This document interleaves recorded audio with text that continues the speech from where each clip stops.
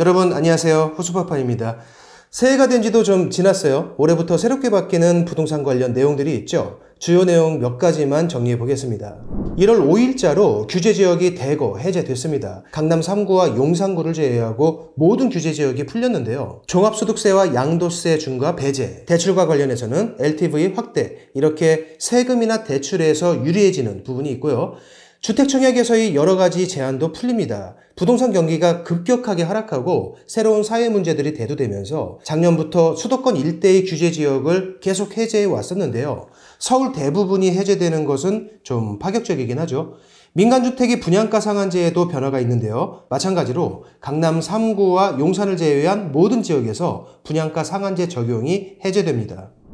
분양과 관련해서 몇 가지 내용이 더 있는데요. 그중 하나가 중도금 대출에 관한 내용이에요. 분양가 9억 원까지만 중도금 대출이 가능하다가 12억 원으로 상향됐었죠. 보증 한도는 5억 원까지인데요.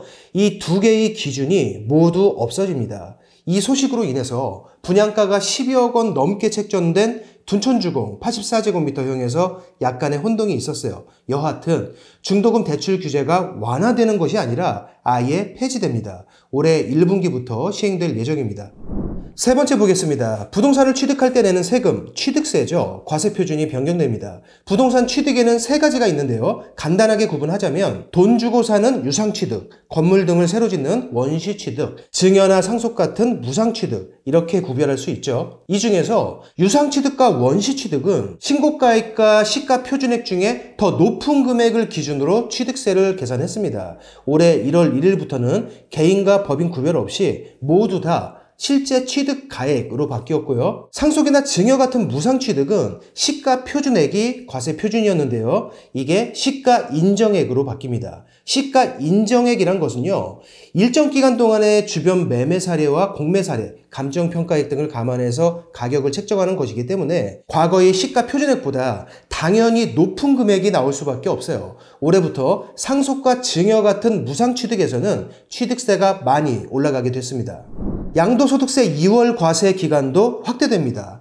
양도소득세 2월 과세 제도에 대해서는 영상으로 설명드린 적이 있었는데요. 간단하게 다시 정리하면 예를 들어서 제가 3억 원에 매입한 아파트가 있어요. 3억이 올라서 현재 6억 원이 됐습니다. 이 아파트를 팔면 저한테는 양도차익 3억 원에 대한 양도소득세가 나오겠죠. 그런데 제가 이걸 아내에게 증여하면서 6억 원에 신고합니다.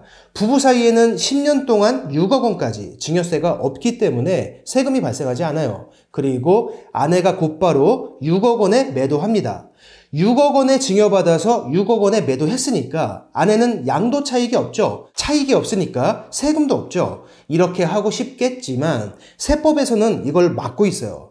이렇게 증여받은 부동산을 5년 이내에 매도하면 양도세를 계산할 때의 취득가를 아내가 증여받았던 6억 원으로 계산하는 게 아니라 증여자인 제가 애초에 취득했던 3억 원으로 계산합니다.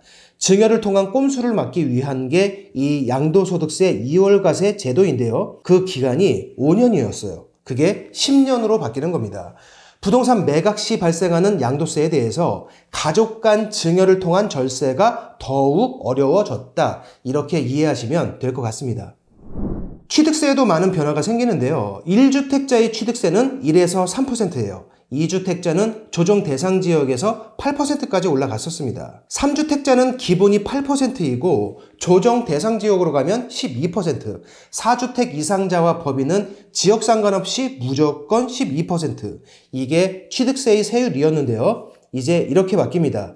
1주택자와 2주택자는 지역 상관없이 무조건 1에서 3%고요. 3주택자는 기본이 8%에 조정 대상 지역에서 12%까지 중과되던 것이 기본 4%에 조정 대상 지역 6%로 낮아집니다.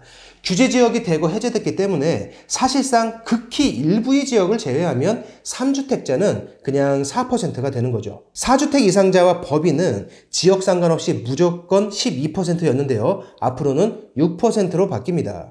전체적으로 보면요. 다주택자의 취득세가 최소한 절반 이상 줄어들게 되죠. 이건 추후에 관련 법률을 개정해서 소급 적용한다고 합니다.